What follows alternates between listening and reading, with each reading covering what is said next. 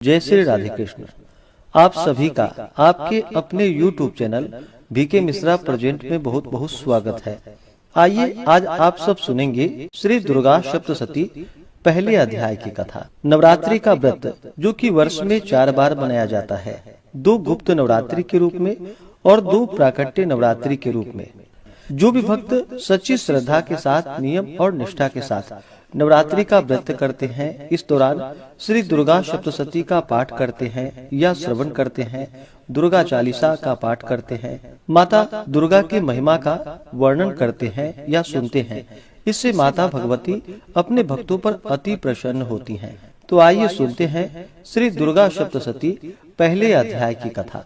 तो बोलिए प्रेम से माता दुर्गा की जय, नव दुर्गा देवी की जय, सर्व देवी देवता की जय।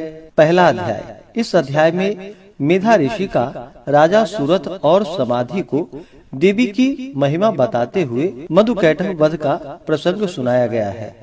महर्षि मार्कंडेय जी बोले, सूर्य के पुत्र सावर्णी की उत्पत्ति की कथा विस्तार पूर्वक कहता हूँ, सो सुनो। सावर्णी महामाया की कृपा से जिस प्रकार मनवंतर के स्वामी हुए, उसका भी हाल सुनो। पहले स्वारोचिस नामक राज्य था। वह प्रजा को अपने पुत्र के समान मानते थे, तो भी कोला विध्वंसी राजा उनके शत्रु बन गए। दुष्टों को दंड देने वाले राजा सूरत की उनके साथ लड़ाई हुई। कोला विध्वंसियों की संख्या में कम होने पर भी राजा सूरत युद्ध में उनसे हार गए। तब वह अपने नगर में आ गए। केवल अपने देश का राज्य ही उनके पास रह गया और वह उसी देश के राजा होकर राज्य करने लगे। किंतु उनके शत्रुओं ने उन पर वहां आक्रमण कर दिया। राजा को बलहीन देखकर उनके दुष्ट मंत्रियों ने राजा की सेना और खजाना अपने अधिकार में कर लिया। राजा सूरत अपने राज्याधिकारियों को लेकर शिकार खेलने के बहाने घोड़े पर सवार होकर वहां से एक भयंकर वन की ओर चल पड़े। उस वन में उन्होंने महर्षि मेधा का आश्रम देखा। वहां मेधा महर्षि अपने शिष्यों तथा मुनियों के साथ सुशोभित बैठे हुए थे और वहां कितने ही हिंसक जीव परम शांति भाव से रहते थे। राजा सूरत ने महर्षि मेधा को प्रणाम किया और महर्षि ने भी उनका उचित सत्कार किया। राजा सूरत महर्षि के आश्रम में कुछ समय तक ठहरे। अपने नगर की ममता के आकर्षण से राजा अपने मन में सोचने लगा, पूर्व काल में पूर्वजों ने जिस नगर का पालन किया था, वह आज मेरे हाथ से निकल गया। मेरे दुष्ट एवं दुरात्मा मंत्री मेरे नगर की अब धर्म से रक्षा कर रहे होंगे या नहीं। मेरा प्रधान हाथी, जो कि सदा मद की वर्षा करने वाला और शूरवीर था, मेरे बैरियों के वश में होकर न जाने क्या दुख भोग रहा होगा। मेरे आज्ञाकारी नौकर, जो मेरी कृपा से धन और भोजन पाने से सदैव सुखी रहते थे और मेरे पीछे पीछे चलते थे, वह अब निश्चय ही दुष्ट राजाओं का अनुसरण करते होंगे तथा मेरे दुष्ट एवं दुरात्मा मंत्रियों द्वारा व्यर्थ ही धन को व्यय करने से संचित किया हुआ मेरा खजाना एक दिन अवश्य खाली हो जाएगा। इस प्रकार की बहुत सी बातें सोचता हुआ राजा निरंतर दुखी रहने लगा। एक दिन राजा सूरत ने महर्षि मेधा के आश्रम के निकट एक वैश्य को देखा। राजा ने उससे पूछा, भाई तुम कौन हो? यहाँ तुम्हारे आने का क्या कारण है और तुम मुझे शोकग्रस्त अनमने से दिखाई देते हो, इसका क्या कारण है? राजा के यह नर्म वचन सुन वैश्य ने महाराज सूरत को प्रणाम करके कहा। वैश्य बोला, राजन, मेरा नाम समाधि है। मैं धनियों के कुल में उत्पन्न एक वैश्य हूँ। मेरे दुष्ट स्त्री पुत्रादिकों ने लोभ से मेरा सब धन छीन लिया है और मुझे घर से निकाल दिया है। मैं इस तरह से दुखी होकर इस वन में चला आया हूँ और यहाँ रहता हुआ मैं इस बात को भी नहीं जानता कि अब घर में इस समय सब कुशल है या नहीं। यहाँ पर अपने परिवार का आचरण संबंधी कोई समाचार भी नहीं पा सकता कि वह घर में इस समय कुशल पूर्वक है या नहीं है।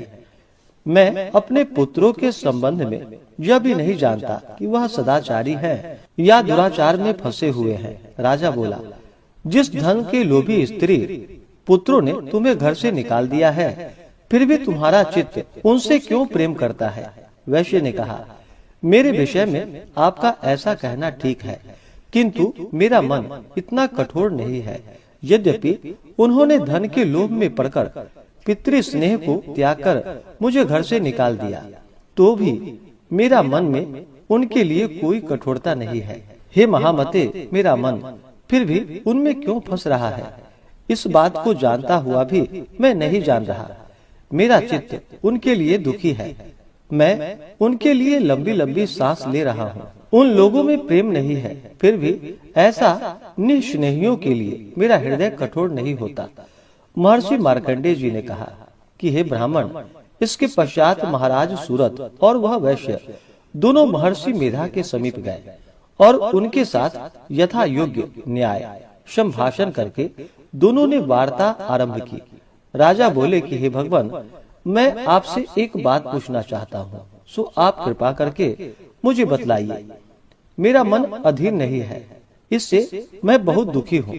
राज्य धनादि की चिंता अभी तक मुझे बनी हुई है और मेरी यह ममता अज्ञानियों की तरह बढ़ती जा रही है। और यह समाधि नामक वैश्य भी अपने घर से अपमानित होकर आया है। इसके स्वजनों ने भी इसे त्याग दिया है। स्वजनों से त्यागा हुआ भी यह उनसे हार्दिक प्रेम करता है। इस तरह हम दोनों ही दुखी हैं। हे महाभाग, उन लोगों के अवगुणों को देखकर भी हम दोनों के मन में उनके लिए ममता जनित आकर्षण उत्पन्न हो रहा है। हमारे ज्ञान रहते हुए भी ऐसा क्यों है? अज्ञानी मनुष्यों की तरह हम दोनों में यह मूर्खता क्यों है? महर्षि मेधा ने कहा, विषम मार्ग का ज्ञान सब जंतुओं को है। सबों के लिए विषय पृथक पृथक होते हैं। कुछ प्राणी दिन में नहीं देखते और कुछ रात को, परंतु कई जीव ऐसे हैं जो दिन तथा रात दोनों में देख सकते हैं। यह सत्य है कि मनुष्यों में ज्ञान प्रधान है, किंतु केवल मनुष्य ही ज्ञानी नहीं होता।